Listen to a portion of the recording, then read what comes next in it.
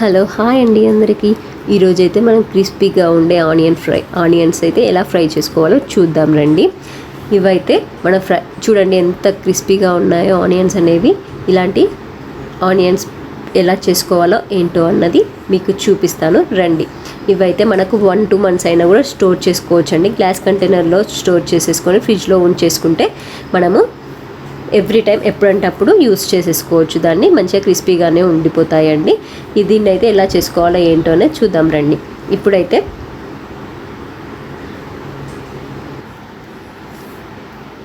ఇప్పుడైతే మనం stove on చేసుకొని కడాయిలో ఆయిల్ పెట్టేసుకోవాలండి. ఆయిల్ వేడిగా ఎక్కినాక దీంట్లో సన్నగా పొడుగ్గా కట్ చేసుకున్న ఆనియన్ని ఈ వేడెక్కిన ఆయిల్లో వేసేయండి.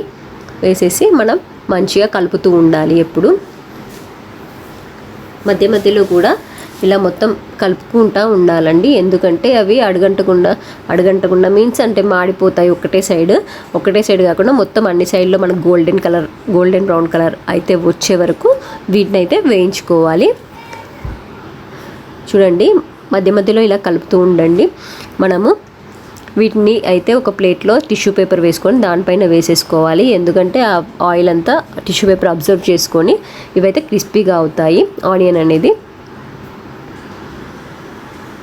ఎవరైతే నా ఛానల్ని అయితే సబ్స్క్రైబ్ చేసుకొని వాళ్ళు ఉంటారో వాళ్ళైతే తప్పకుండా నా ఛానల్ని సబ్స్క్రైబ్ చేసుకోండి. ఇలాంటి మంచి వీడియోస్ అయితే మీకు ఎప్పటికో అప్డేట్ చేస్తూనే ఉంటాను.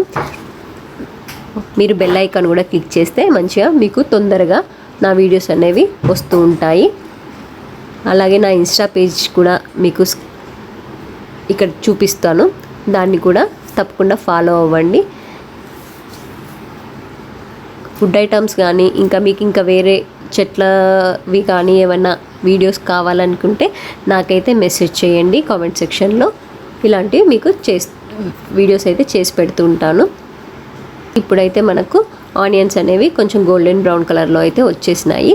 ఇప్పుడు మనము కొంచెం మంట సిమ్లో ఉంచేసుకొని మంచిగా వేయించేసుకోవాలి.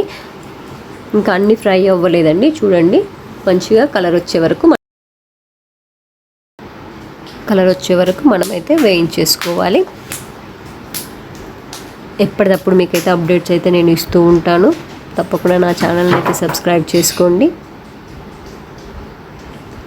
మీరు కూడా ఇలాగే చేస్తారా ఫ్రైడ్ ఆనియన్స్? చెప్పండి తప్పకుండా కామెంట్ సెక్షన్లో కామెంట్ చేయండి.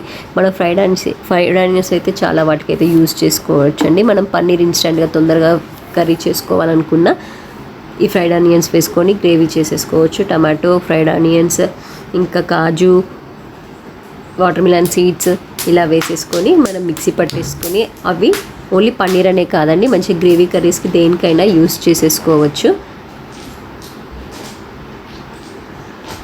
చికెన్ కర్రీలో కూడా వేసుకుంటే చాలా బాగుంటుందండి. మీకైతే బిర్యానీ వీడియో అయితే మీకు మళ్ళీ పోస్ట్ చేస్తాను. తప్పకుండా నా పేజ్ని అయితే సబ్స్క్రైబ్ చేసుకోండి.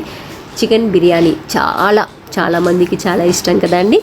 తప్పకుండా అయితే నా ఛానల్ని సబ్స్క్రైబ్ చేసుకోండి. మరి బెల్ ఐకాన్ని కూడా క్లిక్ చేయండి. చూడండి ఇప్పుడైతే మనకు ఫ్రైడ్ ఆనియన్స్ అయితే రెడీ అయిపోయాయి. ఇలా తీసేసుకొని ఆయిల్ అయితే ఆ గరిటెతో ఒత్తేసుకోవాలండి. ఒత్తేసుకున్నాకనే అప్పుడు మాత్రమే మనం ఈ ఫ్రైడ్ ఆనియన్స్ అనేవి మనం ప్లేట్లోకి పెట్టేసుకోవాలి.